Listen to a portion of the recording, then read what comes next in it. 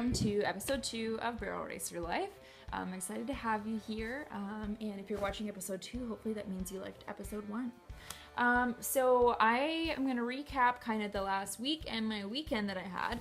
So last week was crazy. I love being busy with horse stuff, but I'm kind of exhausted. Today's Sunday when I'm filming this, and I slept like most of the day today.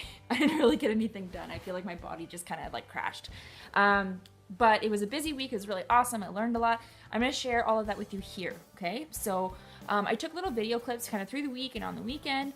And it'll be kind of cool just to show you guys what I was up to, and show you different aspects of the barrel racing life versus just the competition side. So you get to see a little bit of kind of behind the scenes and things that we do besides actually competing. So I did a few different things this week. First of all, what I did for Tuesday, Wednesday, and Thursday, I was at a barrel racing clinic. The clinic was just down the street at my friend Nicole's house here, so it was nice that it was close by, and she's so sweet. She has this really amazing facility and is kind enough to host these awesome events for us. So that was a ton of fun. Learned a lot, and I think Chase was like kind of thinking I was nuts because like we would go do some horsemanship work in the morning, which is kind of basically what that would mean is sort of like things that are away from the barrel pattern. So basic training things, that kind of stuff, making sure that your horse is able to do like basic maneuvers. And it's good training for us too, and like a reminder of things that we don't necessarily always practice. Then in the afternoon after lunch, we would have individual barrel work. So I'd take my saddle off and let Chase kind of just rest while we would have a lunch break. And I'm pretty sure like, yeah, he thought I was crazy. I'd be like throwing my saddle back on for the second time each day. And he's like looking at me like, are you aware that we've already rode today? Like, I don't know. But it was really fun. So I'm going to show you guys some video clips from that. I didn't put a ton of it in because I don't really know if that's interesting for anyone to watch me kind of do stuff for forever. But I put a couple of videos in to sort of show you what we did there. And then on Thursday evening, we went to a barrel race in Peachland. So that's luckily pretty close for us. It's like I took both Grinch and Chase to that barrel race. I needed to get the qualifier races in, so I'm going to explain what that means for those of you that don't know in another video. But so even though Chase was tired, he had to go to the barrel race on Thursday, but he did great anyway. Then on Friday, I went to a rodeo in Washington, Grande Coulee, Washington, which is about 4.5 hours from here. They have a really great rodeo, so I'm going to show you guys kind of behind the scenes of that rodeo as well. And then I had to come back that night as well because I had to go to a wedding on Saturday, which was really great. Yeah, so that was my weekend. Sunday, today, I'm tired, but it was a great week. So I'm going to kind of recap it all and show it all to you guys so you can see everything we did. So in true Maddi fashion, I'm late, but I'm just heading to a clinic today. And what that is basically like a 3-day school thing where I get to go do some learning with my horse. I'm going to the clinic taught by Dee Butterfield, who is a lady from Alberta. She's been to the Canadian finals, she's been to the national finals, trains all her own barrel horses, and now runs a really amazing barrel horse breeding program. So I've probably been to like 8 of her clinics. I think this is my 9th one, which sounds crazy, but I really like her techniques. And I learn a lot from her every time. Like I've taken horses that kind of know what they're doing, also taken young horses to her clinics, and I always get something out of it.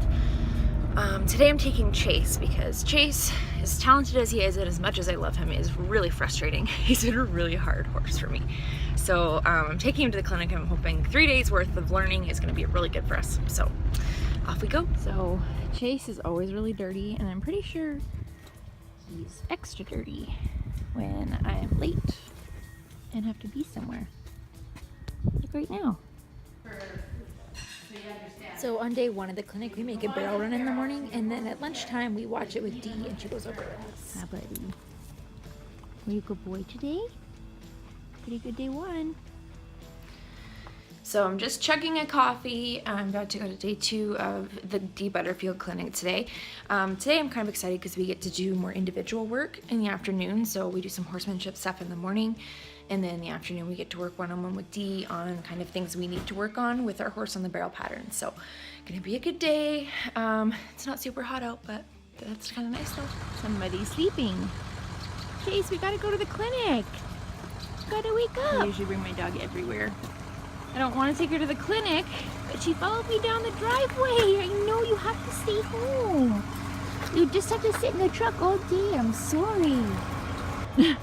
Tiff forgot her bridle at home, so this is how she goes to pick it up.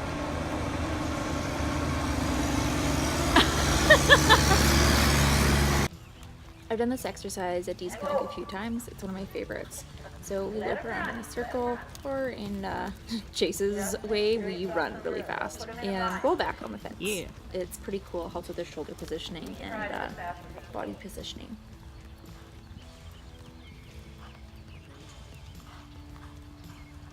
When you commit to that turn, you make it, but make sure you've got some room. Ask for more room this time, going this way. Go. Okay, we want to let this guy go because he wants to slow down. So you're going to be on loose rein as you can be. It thinks me that, but let it.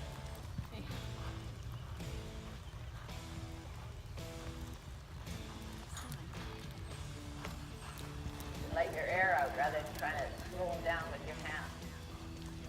Go. Good job. You want to slow down now. But don't quit yet.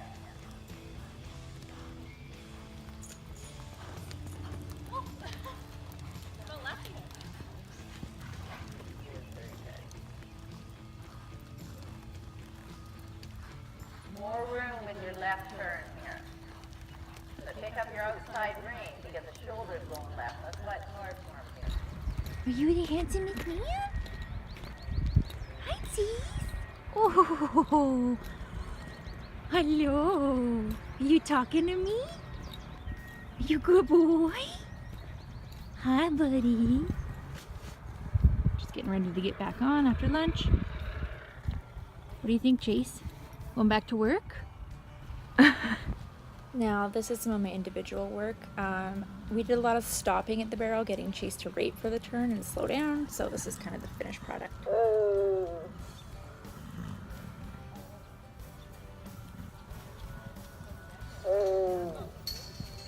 Good girl.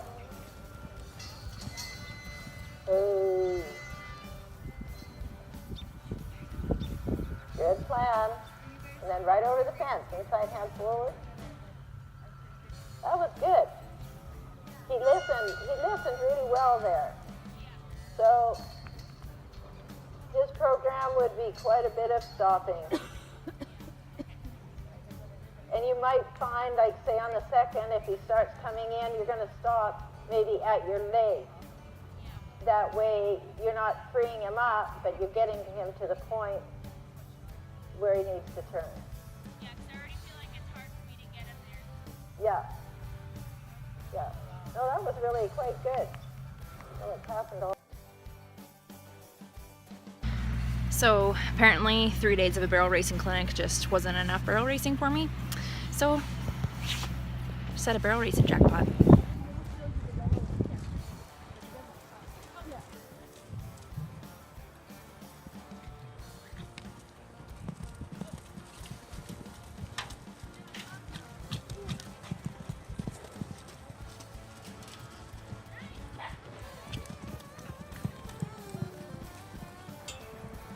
Maddi on shape.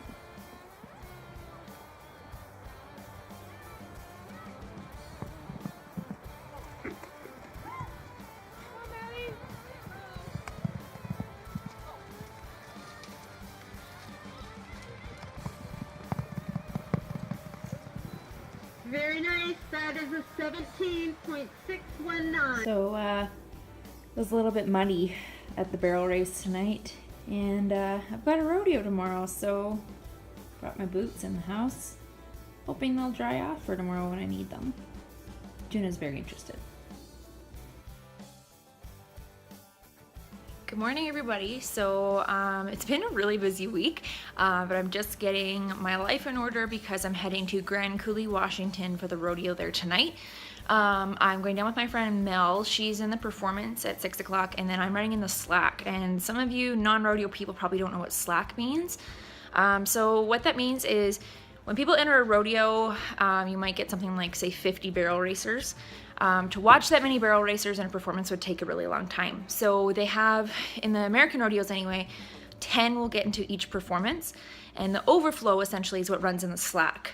So we all run for the same money, and the results aren't determined until the very end of the rodeo, but it's just basically the people that they can't fit into the performance. So Mel will run in the performance, which starts at 6, and then I'm running after the performance, so it's gonna be a late night. I think the last time I was there, the slack ran at like 10 p.m. So my poor chase horse is gonna be tired, but what do you do? And then we're actually gonna drive home tonight as well because I have a wedding to go to tomorrow up here. So maybe we'll be home by like 4 a.m. Who knows? Sleep's overrated, right? But anyway, so yeah, I'm just getting ready to go down there. They're really exciting rodeos. I'm gonna take some footage down there to show you guys what they're like because they're so much fun. Yay, my ride's here! Going with my friend Mel, the Grande Coulee. Gonna be lots of fun. Give a wave, you guys. You. Hi. Hi. We're crossing the border. That's so freaking cool.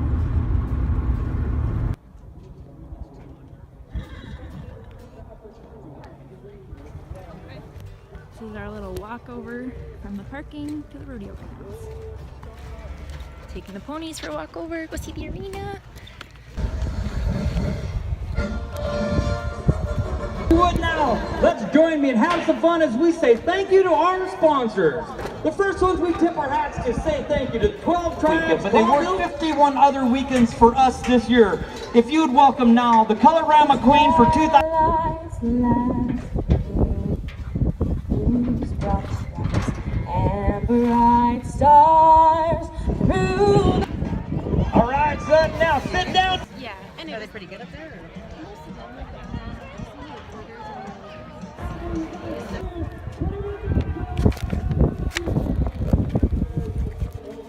You guys are goofballs.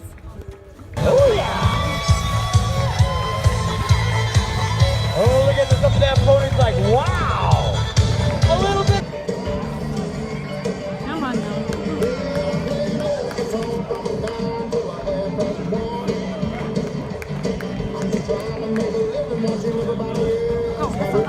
Sit deep, Melody. Sit deep, young lady.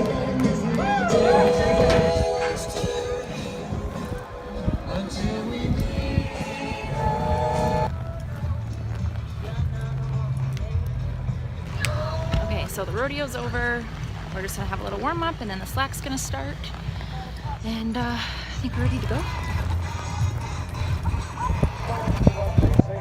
So you guys can see where I'm walking up on Chase here, how the gate's kind of at the side. So this is what we'd call like a lineup or side gate, which means we actually have to walk in from the side, line our horse up before we run the barrel pattern.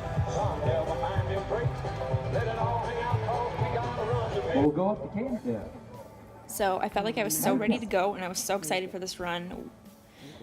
Chase is just like one of those horses. I need to be on my total A game or things fall apart. So you'll see him here. He comes in. He has such a nice first barrel. Go, go, go! And then when I run over to my second, I tried to gather my reins up and I ended up gathering too high and kind of yanking on him, which caused a little issue here. And at that point, there's just no saving it. Boy, you can put two good licks together. Sometimes you wide one out like half the time on that go. 18,994. So I posted something the other day. A friend said to me a while ago, barrel racing is kind of like fishing and sometimes you don't catch fish. Today I didn't catch any fish, but we had a really nice first barrel. So it's like 3 in the morning. I just got home. And you guys remember how I said I had to go to that wedding tomorrow? Well, I'm not very girly. I don't really have a lot of dresses. I just came home and my friend Tiffany snuck into my house, laid out a whole bunch of outfits for me to wear and different clothing options. What a sweetheart. I mainly just put this in because I thought it was kind of funny. So I'm pretty much late for everything and you guys see this gravel road here. Well, I was 6 minutes late for the wedding, thinking the bride might be a little bit late too. I had to do the walk of shame down that road in front of the entire ceremony. So good thing the bride has a good sense of humor because it was so embarrassing. Feed store. Same place.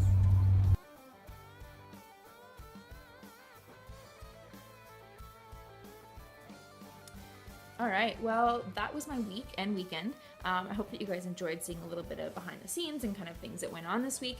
I'm going to be going to a rodeo next weekend, relatively close by in Karamia, so I'm going to show you guys some videos from that. It's going to be nice and close this time, so a little bit less traveling and a little bit less craziness this week. But I hope you enjoyed episode 2 of Barrel Racer Life. Don't forget to subscribe.